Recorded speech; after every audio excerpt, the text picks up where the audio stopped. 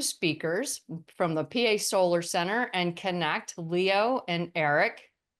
I would like to ask you to come on, and if you could, please begin your presentation to talk to us about your solar procurement for municipal buildings in southwestern Pennsylvania.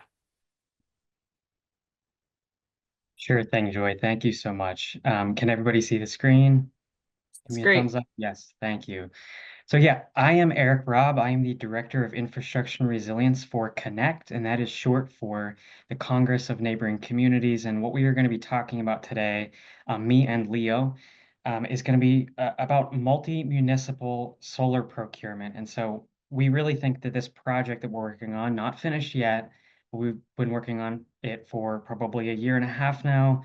Um, it really fits the theme of this entire summit and especially this panel, where it is bringing communities together around a common problem or with a common goal in mind, creating the scale that is necessary to solve that problem, and then resulting in a big impact for all of those communities that are involved. And so today we'll be talking about solar specifically, but and I will have Leo introduce himself in a second. But a little bit about Connect. So Connect also is an organization that is a nonprofit, nonpartisan organization that brings together governments. And so this is in Pennsylvania, in Allegheny County, centered around the city of Pittsburgh, where all of these governments have very similar problems, regardless of politics, regardless of location, very similar, right? And so it just makes sense that we, as a region in Allegheny County, we're very dense as far as local governments go inside of a county level. That's unique. And so our unique solution to that is to work together. And so at Connect, we bring together local governments around different public safety, infrastructure issues. Solar is just one thing we work on. We have brought diversion services to residents in Allegheny County on our public safety side, worked with fire, police departments, and then on the infrastructure side, we're doing some work around electric vehicles and then solar procurement for these governments. But the key is that we're bringing governments together, but we're doing that by connecting those governments to technical assistance providers that are trying to provide this assistance to governments in our region. And so that is what Solar Center does. So Leo, I'll let you introduce yourself and talk a little bit about that and what our project is in more detail. Sure. I'm Leo Kowalski with the PA Solar Center, Director of our Transformation Department, which is really our hands-on technical support that we provide to pretty much any kind of entity in the commercial sector, from literally mom and pop pizza shops to school districts, municipalities, and manufacturers in the mid to large commercial space. And we really do try to provide comprehensive support for organizations going or interested in solar. So we do pretty significant feasibility work, from solar designs to cash flow modeling. We do dabble in storage, and that's increasingly becoming a bigger piece of the solar picture. But we try to help those organizations through RFP or procurement processes, all the way through developing their capital stack and completing the process. Sometimes we've worked on projects for up to 4 years. Hopefully it doesn't always take that long, but yeah, solar can be kind of a long tooth thing, and try to stay with the organizations as long as they're engaged and actually actively working towards that goal. And we were able to come together with Connect on a really exciting cohort of projects. I'll just kind of jump into the scope of what we did together at a high level. Eric was able to convene 13 municipalities and a water and sewer authority to bring together properties or potential project sites that they were interested in, at least understanding the feasibility of solar for those properties. And we identified 41 project sites that seemed viable. And we went through that entire design and modeling process. Took several months to analyze every one of those project sites, and ultimately determined, after putting them out to a preliminary bid with solar developers, that 17 of those were really good prospects, turnkey prospects for a power purchase agreement that would be kind of the financing and developmental tool to get those projects done. But we really try to identify spaces that particularly had public value and could potentially be resiliency sites later for storage, fire stations, Department of Public Works, municipal centers, and a couple of ground mount locations that would support water treatment facilities. Here, we can kind of jump to the next one if you want. A little bit about power purchase agreement. I'm sure a lot of folks here know a little bit about solar, but really this is a funding mechanism, but it's also an ownership model. So one of the things that's exciting about power purchase agreement is from the perspective of a municipality or school district is that they are not responsible for the ownership, operations, and maintenance of the solar array at any point in its life cycle. Typically, I mean, there are opportunities for organizations to buy these out, and then there's post, contract opportunities for the organization to own it. But really, the benefit is that a solar developer or financial organization is going to own and operate the system, ensure it's producing its maximal value, and is responsible for all the upfront costs of installing the system. That has obvious appeal to municipality. And the trade-off is that the municipality will be receiving some of the savings and will have a fixed schedule of electricity rate through the life cycle. So similar model to what they would be doing with a third-party supplier or large-scale supply agreements, except for it has this physical infrastructure component that has environmental impacts and has some other positive benefits, and it's much longer term. The downside is you are trading away some of that benefit because the equity partner, the solar developer, is going to be obviously trying to make some money off this contract, but it's a lot less complicated for the municipality to pursue this. And typically, this requires a certain project size and scope. It's typically much larger. But we were able to, with the cohort that we put together, that the 17 project sites, identify a solar developer that would fund PPAs for projects as small as 30 kilowatts, which is unheard of in solar PPA world typically. Yeah, and just to reiterate on that point, they could have done this alone, right? They could have gone these different governments and sought to see whether solar made sense, purchase these systems by themselves. A lot of them don't want to take out loans. They don't have the reserve funds to pay for this. And so then a PPA, as Leo had said, is really only offered to large systems. And so what that means, this last bullet point is the beauty of this entire project, which is that this project would not exist without the partnership that we created with Solar Center and with the municipalities, because it created the scale that was able to leverage the tax credits, right? Leverage the private financing, but leverage that mechanism in order to bring this project to the governments. And so ultimately, what that will look like for the governments will be that they will be able to put this up for no cost, and they will begin saving money and essentially making it a no-brainer and a large project in the region. And so, but that's the end goal, right? We definitely did a lot of work to get there. So I'm just showing this slide for a little bit of the process that we went through. This isn't a new concept. Governments were exploring solar long before that we were helping them with this, but they were sort of taking a wait and see approach. When the Bipartisan Infrastructure Law and Inflation Reduction Act provided the additional capacity, resources, funding to get these kind of projects over the hump, we were able to realize, okay, well, let's take this moment and let's coalesce, let's form a partnership, and so let's streamline this process. And so we did that, formed the partnership, and we started doing these feasibility assessments as Solar Center provides. We did them all at once, saved Solar Center some time, saved us some time, saved the municipalities time. We did site visits, we did cash flow analyses, and then we eventually, instead of releasing a bunch of RFPs by themselves for these governments, we did it as one large RFP, which not only would attract more developers to answer those RFPs, but also make those developers think about some unique ways of financing this that would ultimately, again, save those governments money. That was in 2022, 2023. We are now in 2025. I was about to say 2024. We've been working on this for a while. We are now finalizing the legal review for this entire project that underpins, or the legalities that underpin this entire project.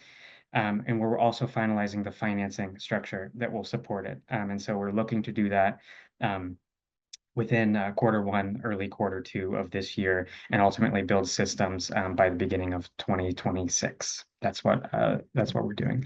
And just as a, this is not possible without a shout out to all these elected officials. Elected officials, managers, solicitors, engineers from all of these different municipalities made this possible. It wasn't just Connect and Solar Center, it was their interest in creating an asset for their community and their interest in working together too, right? They could have went it alone. They decided that it made more sense and it was much more impactful, much more powerful to do this as partners. And so we had some challenges. We had to go back to the drawing board a couple times. Sometimes those the savings that we were looking at wasn't as much as we wanted. We had to go back and make it so that it was saving day one. Some funding sources that we were looking at, they fell through, and so we were looking to support that financing structure with that. We had to look elsewhere. We lost, with the time it took to put this partnership together, we lost an energy community bonus that we were sort of relying on. Again, back to the drawing board for financing. But we had solutions. We were constantly flexible with this whole group. We removed some systems to make it more financially feasible. We reduced that rate. We brought in additional municipalities, and then we also found funding in different and clever ways. But we learned a lot of lessons. So Leo, I'll let you start this and I'll pop in to finish. Yeah, I mean, Eric talked a little bit about the timeline. I mean, we're closing around 2 years, but that is also a function of really building the scaffolding for how to engage with municipalities at the scale and, pretty significant elongated design and discourse with municipalities. So we really try to keep the municipal leaders as engaged as possible and educated as possible on the very basics of solar from the very beginning, which I do think paid dividends. But I do believe we could shrink this process significantly. And we learned a lot of lessons about how to procure capital for the development, like how much we could get involved in every phase of the solar development process to reduce costs and streamline. And we didn't get to the PPA idea till 9 months in. So there's some real opportunity to streamline that process and expedite it. But really, the exciting thing about what we were able to do is we do feel like it's pretty replicable because of that. We can build cohorts of projects that are very diverse in size and scale, and you work with very diverse communities to accomplish this because, once we hit certain thresholds that we now understand a little bit better, the economics pan out. And there obviously is opportunity and requirement for capital investment as always, and more diverse sources of the capital that are more aimed at public infrastructure is huge help. I mean, we are, as some of the speakers in the first panel noted, really reliant on federal investment to make some of these things pan out, but there are local opportunities too, and foundation support. Those are all really great points, Leo. And Eric and Leo, this presentation really underscores the important role that nonprofits play in the community. And I think you've highlighted a really unique partnership and an opportunity for municipalities to build capacity, going back to our earlier exercise. So at this point, I would like to turn it over. Now we're going to talk about procurement for electric vehicle infrastructure in southeastern Ohio. So moving from PA into Ohio, we have Mayor Steve Patterson from Athens, Ohio, and the Mayor's Partnership for Progress, and Jessica Arnold, Regional Director for Southeast Ohio Sustainable Ohio Public Energy Council. Jessica, Mayor Steve, thank you so much for joining us. Please feel free to jump on in. All right. Thank you. I have to say up front, Eric, you are just singing from the same hymnal as I do all the time when it comes to partnership, partnership, partnership. Thinking beyond yourselves as municipal leaders, it's key to pull in all your partners together so that you're putting together a package that's representing not just your own locale, but you're representing the region of wherever it is you live. We were successful in doing that. But before I jump into that, I got some news I got to share. I just have to. And I think, Natalia, you know me well enough. I'm going to go there. We have an amazing solar array that's powering a large number of my mercantile accounts here in the city of Athens. We were able to retain the SRECs from those. We've got them out on the market now through a broker called Solar Systems. It is going to generate for the city of Athens about $100,000 a year, which we're going to bankroll and use that in 6 years' time to outright buy our 2.1 megawatt solar array, to where I am saving money, and just reinvesting it into more solar here in Southeast Ohio. I deviate a little bit and I apologize for that, but you know what? I am just so pumped about what this group is doing, what we are doing to honor what, is something I still live by, which is the Marshall Plan for Middle America. Elevating the fact that we need the amazing investment that we're seeing through IRA, and we're seeing it through Bill's Act, we're seeing it flow. I got to give a big shout out to my favorite mayor, former mayor and Secretary of Transportation, Pete Buttigieg, for pumping out the money. The money is flowing for the CFI grants. Now back on topic. When we started exploring, having applying for a charging and fueling infrastructure grant, we're doing it locally. We're thinking, okay, let's kind of grow this out and apply and see where we land. We went through the local infrastructure boot camp, which is vitally important. And I'm going to come back and post something in the chat in a second to kind of throw another exclamation mark on the LIH boot camps, because there's something new. But my deputy service safety director went through the training process, came out with a grant. And then from there, we thought that was too easy. Let's sit there and partner with mayors that I know throughout the county and the surrounding counties, and see who's interested in playing with us in the sandbox. And there were several takers. And then we started thinking larger. And that's where our amazing partner for our community choice solar, Sustainable Ohio Public Energy Council, stepped in and said, look, we can help grow this to where we have charge points that go from Dayton, Ohio, to Athens, Ohio, on the Appalachian Highway, which is Highway 32, between Dayton and Athens. And we were successful not only under the community's grant mechanism under CFI, but also corridors. We didn't get them at the same time. We got them with some time between them, but it came out to in excess of $16 million. That'll be over 250 charge points, both level 1s and level 2s, in an area of the state where we don't have an interstate that runs east and west through southern Ohio. We have the Appalachian Highway, which is great.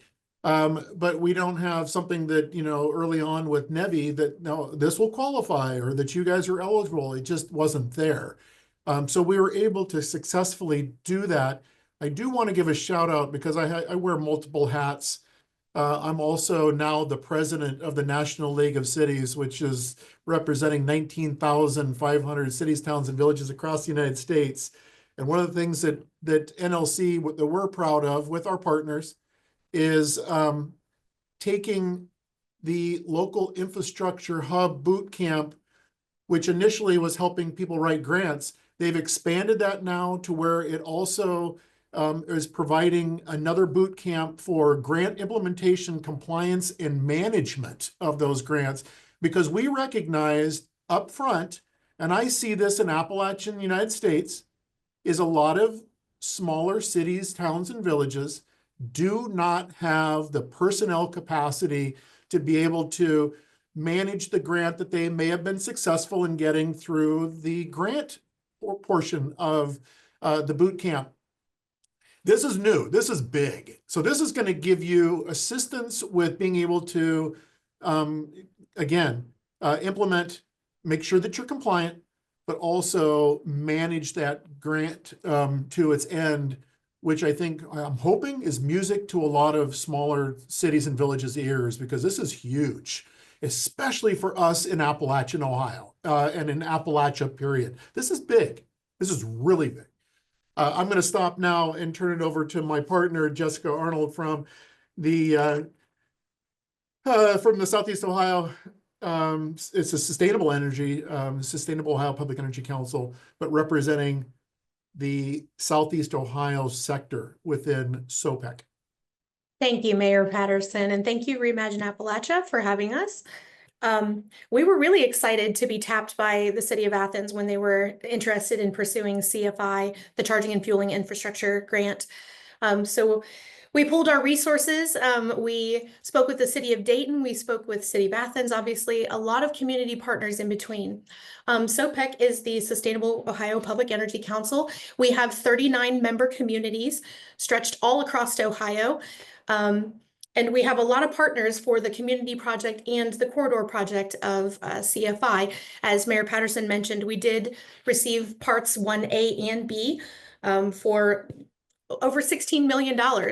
So what we focused on was utilizing SOPEC in the way where we are more of a net, kind of bringing together these communities and partners to try to increase communication and build relationships so that we can not only put this charging infrastructure in place for them to fill some of the gaps, but also to just build community in a larger area of Appalachian, Ohio.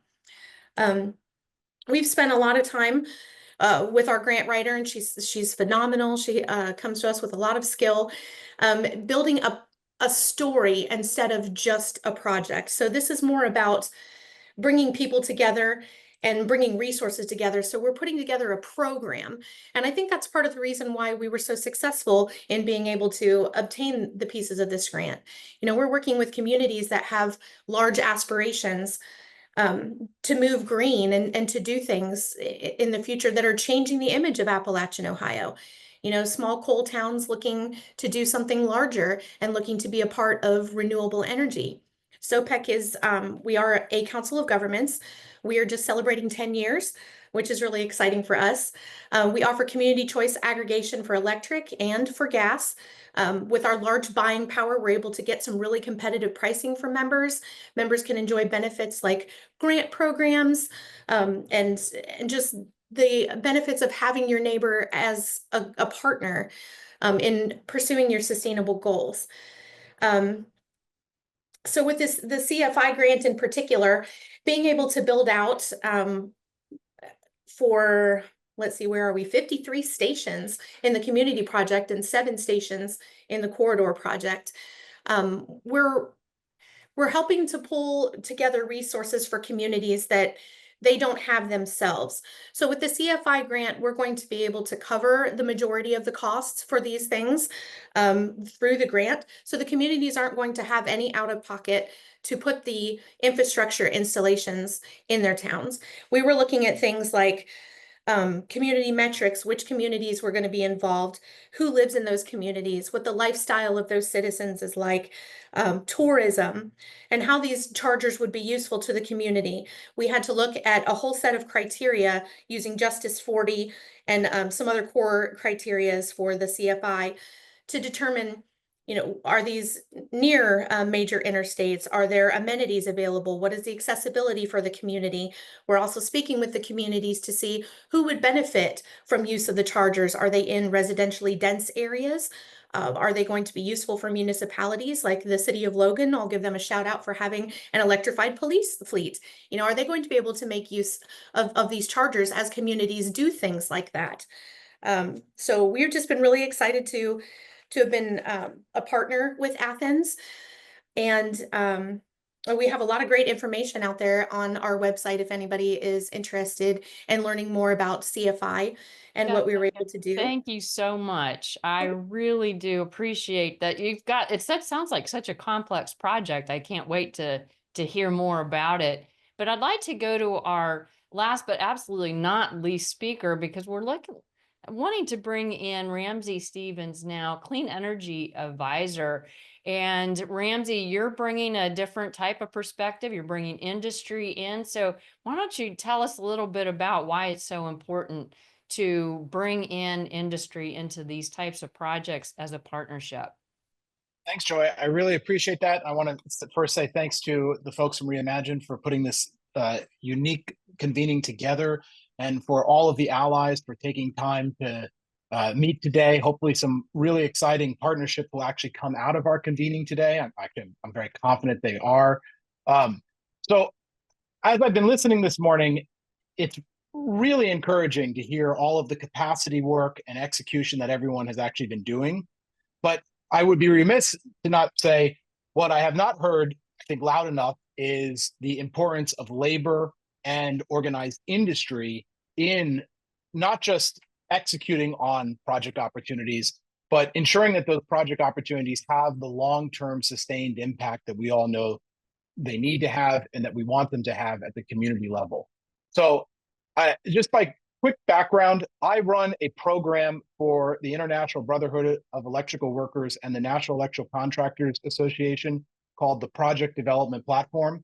And we are exactly that. We are a platform dedicated to utilizing the resources of IBEW and NECA to help allies execute on projects through best-in-class project development.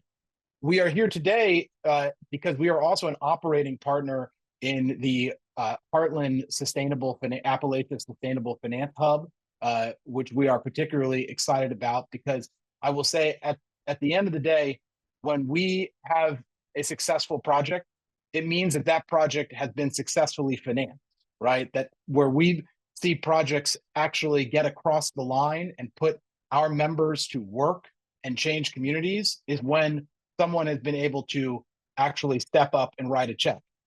In the last couple of years, that of course has been, I don't want to say easier to do, but there have been more avenues to do that through our federal and public partners. And a big win that we had, and I think it's a great case study for everyone to look towards in terms of federal grants, is a $500 million EPA grant that we got for the South Coast, or we got with, I should say, working closely as partners with the South Coast Air Quality Management District in Southern California.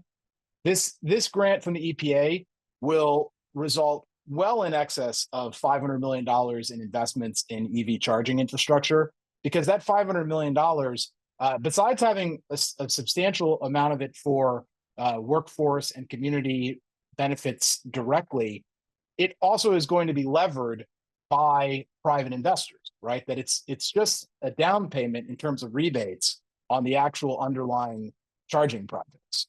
And I emphasize that because it goes back to the importance of understanding what really is going to potentially drive most of the work we're doing over the next 4, possibly 8, possibly much longer years, are the use of private capital as much as possible, right? But ensuring that it's private capital that has high road labor standards. So I just want to emphasize that this grant that we got from the EPA, it has some of the highest labor standards that you could possibly ask for in terms of work protection, but also those labor standards in no way, shape, or form will impede the deployment of that private capital alongside this grant. If anything, those labor standards will just further de-riskify the investment opportunity for that private capital alongside the grant.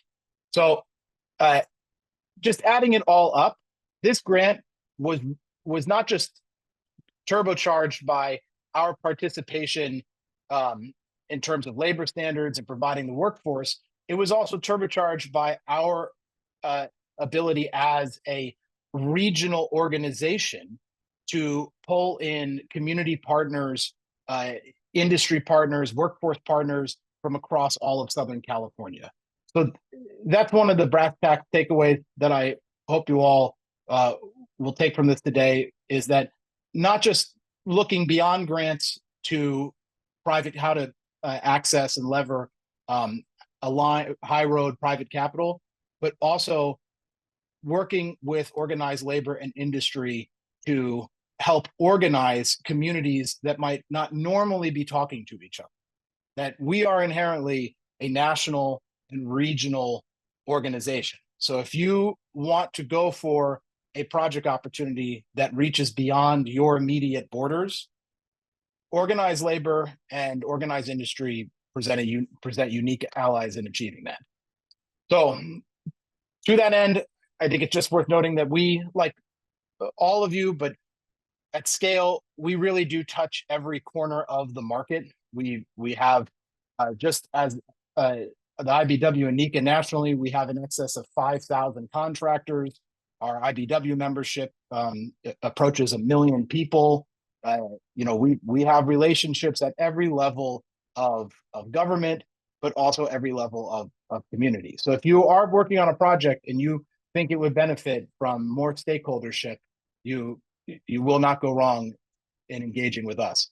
But back to the private capital and the importance of Heartland and the Sustainable Finance Hub.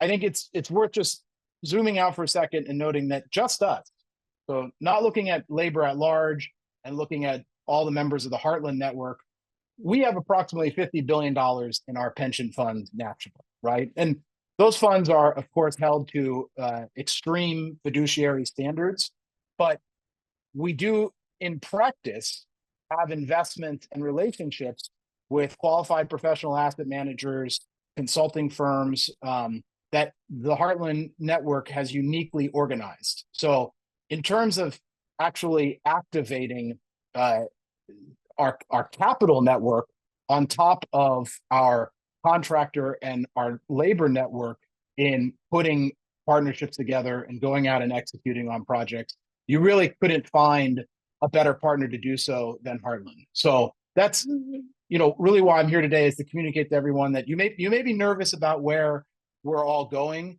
but I think if you can stick to some core principles of making sure that your workforce plan is rooted in truly high road practices, and that for us means using union labor and working with organized high road responsible contractors, that will then in turn position you to work with our allied high road investors and asset managers and access the capital that we know we all need to actually go out and do all these projects that we want to do in what we could maybe call a grant constrained environment going forward. So that's a long way of saying we are proud to be here today, and we are excited for supporting really any project opportunities that anyone here is considering going forward, because there's really nothing that we can't support. Ramsey, thank you so very much. Appreciate that perspective. We're going to go into some Q&A here. So if you have questions, go ahead and put them in the chat. We're going to try to get to as many as we can in the time we have remaining. Ramsey, since you're on, let's just stay with you for a moment. So I guess we have something in the chat about how do you handle the anti-union actors in your industry? But I guess my question is, do you actually face that issue much? And if you could, can you share any specific economic impacts that you've seen as a result of engaging labor early on in the discussion? Joy, that's a great question. So let me first say no. At a high level, in practice, when we're actually in the weeds working on real projects, no, it's never actually an issue. It's only an issue at a very superficial kind of political level. Folks looking to keep, they think, oh, this will make things more complex, right? And we most certainly do the opposite. We make things much easier in terms of actual execution and actual de-riskification. So no, the answer to your question is no. And the simple way we address it is through education. So the earlier you engage with us, the earlier you can appreciate the value that we bring to the table.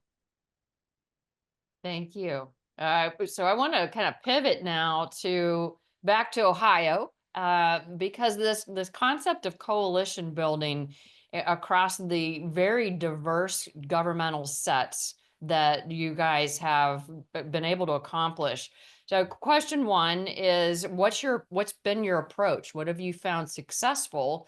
And then Mayor Steve, any advice you might have for elected officials?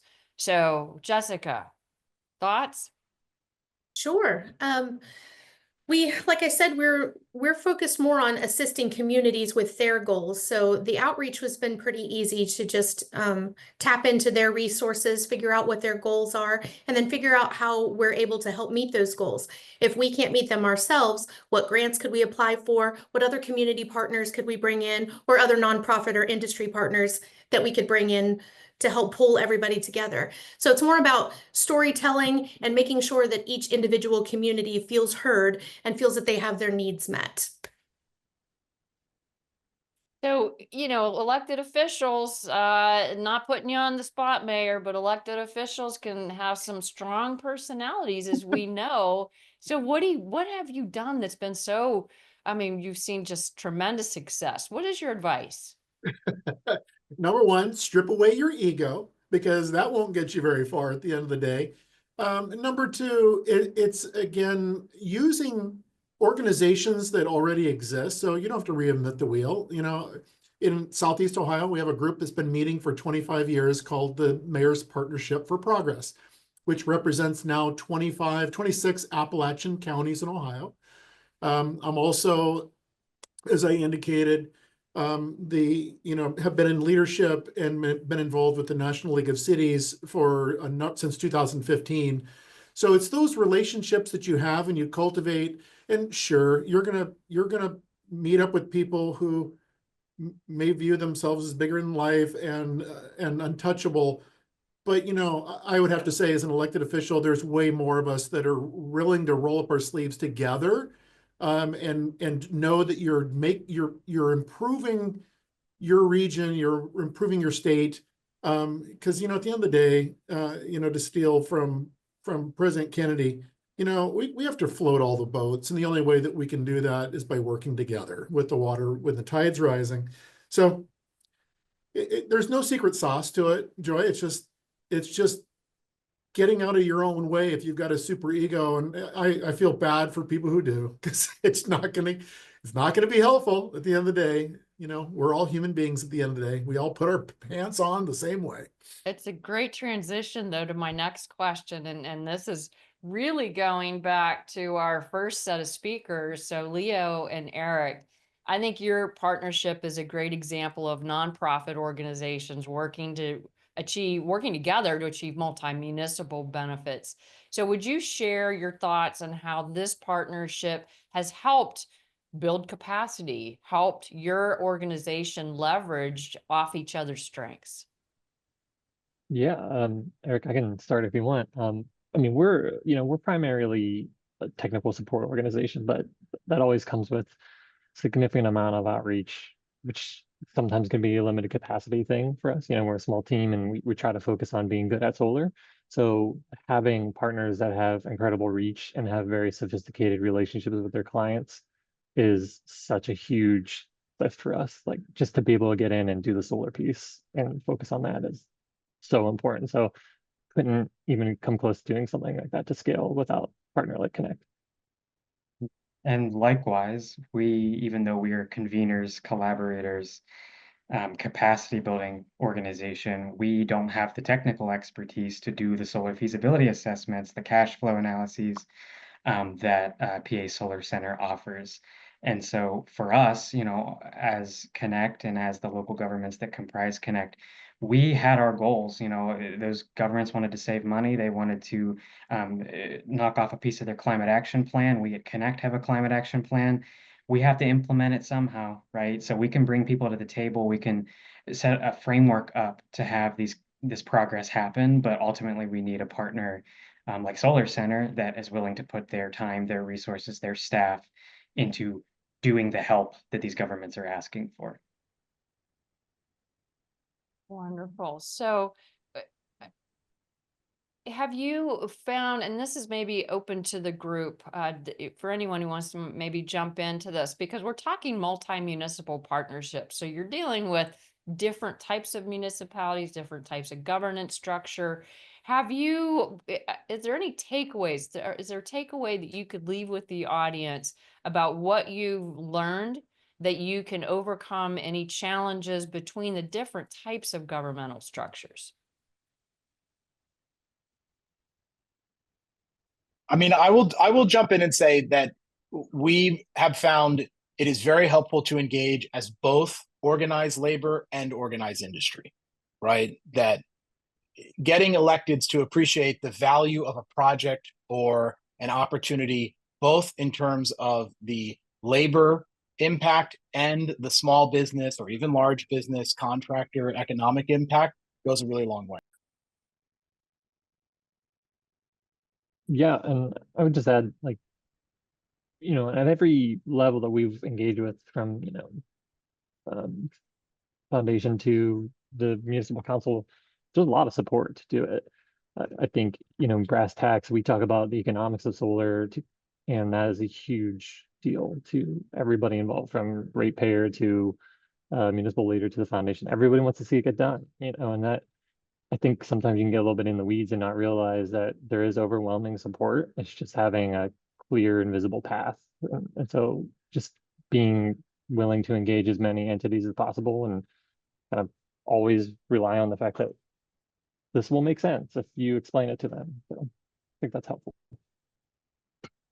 From my perspective, working with all the different governments, they, each of them had different goals for the project, but I would say creating the foundation for them to be able to work together and trust one another bridges a lot of the gaps that there may be in the original goal. And so essentially showing them that they can be Steve Pattersons, not to call you out, but they are allowed to be Steve Pattersons and think about a region, think about their neighbors, and it's safe to do so, and it leads to a good outcome rather than something that they don't want to see. So building that foundation of trust has been really important. Yeah, I want to piggyback on that. I think that's important, that building of trust. For us, at SOPEC, we do talk with a lot of different size municipalities. So we go from a large staff to a small staff of one, or maybe that one person runs 3 municipalities. You have to make the best use of everyone's time, and listening to the concerns and the goals, and figuring out where the deficiencies are, where we could fill those gaps, and then building that network of partnership. Make sure that everyone understands, as Mayor Patterson said, that ego's not going to get you anywhere in this game. You're going to have to level the playing field as much as you can to try to get everybody a piece. The chain is only as strong as the weakest link, they say. So just try to strengthen that network and strengthen that chain. Jessica, you mentioned some specific examples of real wins at the municipal level. I believe a police force that had moved to an electrified fleet system. Are there any other examples that you can indicate or share with us that would give folks some ideas of what they could do in their community? Oh my gosh, I might lean on Mayor Patterson. They have got so much going on in Athens. Mayor Patterson, if you want to talk about your solar on your water plant comes to mind. They're on the edge of receiving platinum status with SolSmart, which is really exciting. Let's hear more about that. Thanks, Jessica. Yeah, I'll be brief. I mean, look, I'm the kind of guy, I used to be a professor at Ohio University. So as a researcher, you're looking for grants all the time. So that's just never left me. It's in my DNA. So when I see anything out there, to include a few years back now, our energy provider, AEP, or an Ohio energy provider, I mean, it's energy provider at a lot of places, came out with this project where they wanted to do pilot 2 microgrids in the state of Ohio. And initially, it was like, oh, well, those are going to go fast. They're going to go to the big cities. But I said, no, we're going to give it a shot. We applied, and we were successful to get a microgrid down at our water treatment plant, which, think about that for a minute. That's one of your 2 most critical assets in your community. If you don't have water flowing, you're dead. And we had an event, a derecho that came through in 2012. Our water treatment plant would have been devastating. And so when this came out, we applied and we went with it. So don't think anything is a bridge too far. Don't think anything is insurmountable. Just do it. We apply for grants left, right, and sideways. Ramsey, I want to go back to your comment about union shops. Our 2.1 megawatt solar array was built out by Kokosing Solar, which is a union installer that also has an apprenticeship program, which to me was so important with our projects. Now, it was our RFP. I mean, everyone got to apply, but they were the winners because they were able to apply to deliver important to me and the city of Athens, and that is having unionized labor come in and get these jobs done and done right. Thank you, Mayor, for everything you do. I want to make sure that we're getting to any questions that come up in the chat, and there's a whole lot of information that is coming through the chat, some various different questions. I know Reimagine is going to follow up on a lot of the concepts that are coming through. So Jessica, you mentioned that you're a council of governments. So can you explain the role of a council of governments in terms of what you're doing now with the Energy Council? How does that form? Yeah, so we have 39 members at SOPEC, and we are governed by those members. We have a general assembly, and then we have a board of directors. So every member of SOPEC gets a voice. And that's kind of leaning on what I was saying earlier about making sure that everything is as equitable as possible.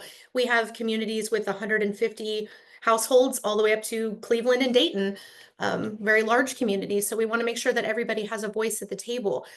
It can be difficult bringing everyone together with as busy as their schedules are, but we do make that effort to communicate the information amongst municipalities, make sure that any information that they want disseminated is also able to be shared. But it could be challenging just for the time involved and the size of the municipalities. Not everyone's needs are the same.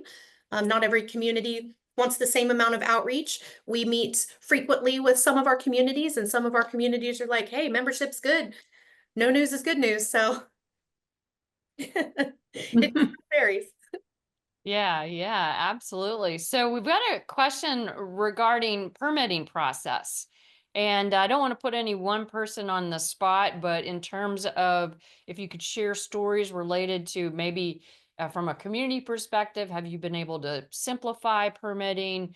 Have you seen successful examples of expedited permitting reviews? Anything that someone can.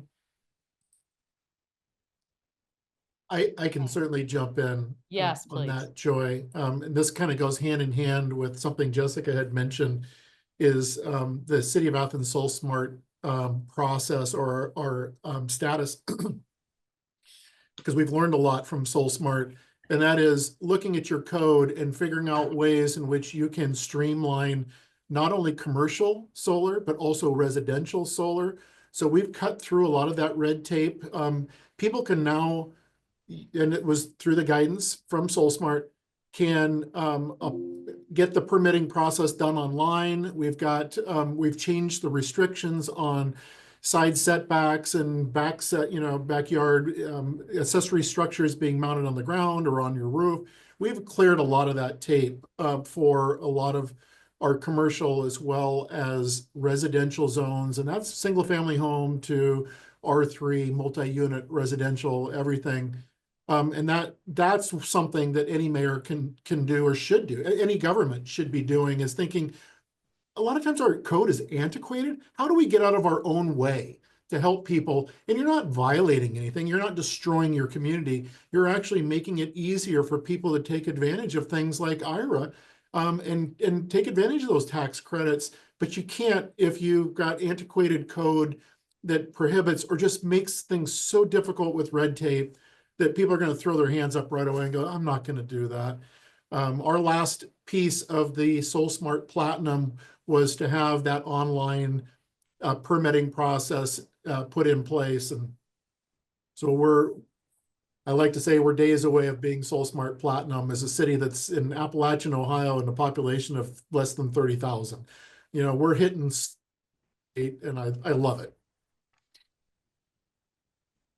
That's wonderful. Any other examples? I don't know, Ramsey, I don't want to put you on the spot, but you may have come across that, or Leo or Eric, if there was something that you had to overcome in your multi-municipal approaches. I mean, I think people would be very surprised at how much we actually do advocate for streamlined permitting at different levels of government, and how much we actually, even going one step further, will sometimes even support certain preemption paths. I'm not overly aggressive, right? Ones that still really take community into account, but that we very much are, of course, focused on making sure that work gets done and that it gets done efficiently at the end of the day.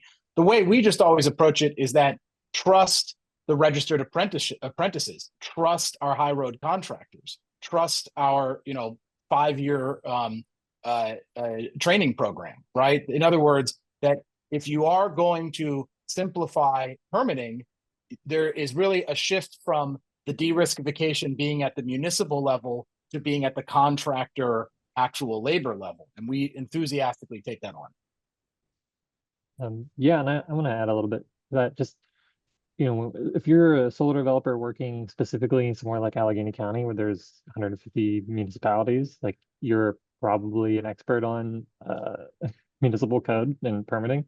So solar installers and developers who work in big geographies have a lot of experience with this and are good allies. They know a lot about what's out there and what's good and what's bad. So I wouldn't be, we lean on the solar developers to bring a lot of expertise to the table. And I think that's okay to just bring them in as early as possible.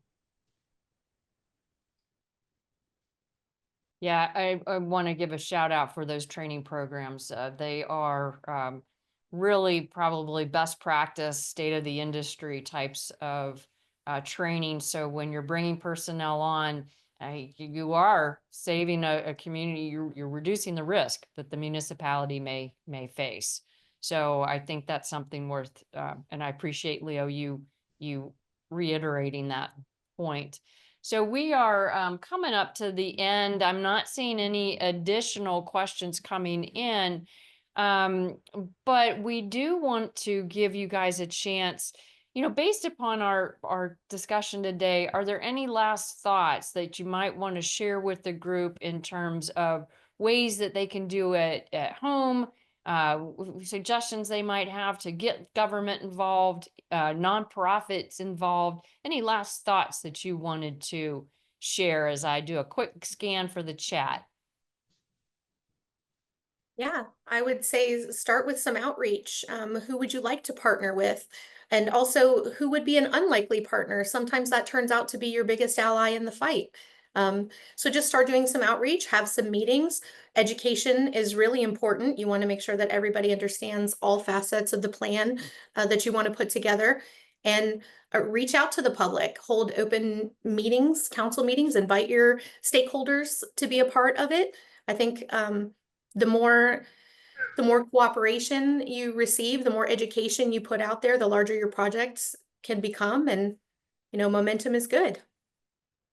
And learn from these webinars.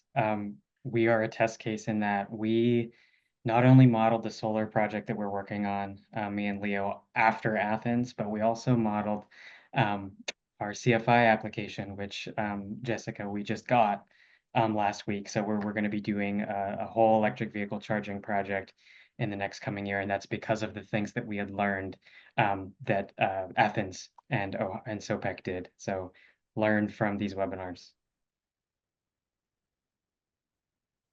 Yeah, I think that is very good advice for everybody. Is, again, it's reaching out, it's learning from each other. Jessica, your comment about public involvement is very important. And I think that speaks bottom line to what government should be doing, is listening to their citizens. But the capacity issue that came up earlier, you can't go it alone. So involving those additional nonprofits and thinking outside the box to get industry in early. And then I guess for the nonprofits and industry working with the governments is understanding that permit process. So we are, again, getting a lot of things coming in the chat, a lot of really great resources and dialogue that's happening now. I don't see any additional questions. So I do. Did we have someone who wanted to? Okay, I don't think so. Yes, Natalia? yes. Yes. Hi, do you have a question? I do. Can you hear me? Can you Yes, hear me? I can't see who that is, so I'll ask someone from Reimagine to. Loretta, what is there a way you can put your question in the chat? I've had my question in the chat. Okay, what is and, it? and it relates to language. I'm the executive director of Race Matters, Inc., and our mission is to amplify the voices of BIPOC, people of color, and in terms of having equal access. And I've been asked by the West Virginia Council of Churches to attend this meeting. And I have had a couple other presentations from people about solar and clean energy. We have to be real careful about our language. You know, I'm a college graduate and an A student, but some of the language is right over our head. And you know, if you want the Black communities and minorities to be on board, we've got to get on board when the plane is arriving, so that you know when the plane takes off, we're on board and we'll be there. But we need to instill trust. Some of the stuff, when you explain it to people, particularly in low-income areas like McDowell County, it just goes over our head, and it seems like it's something that we just can't do. And I just shared that with you. I think that is really well said.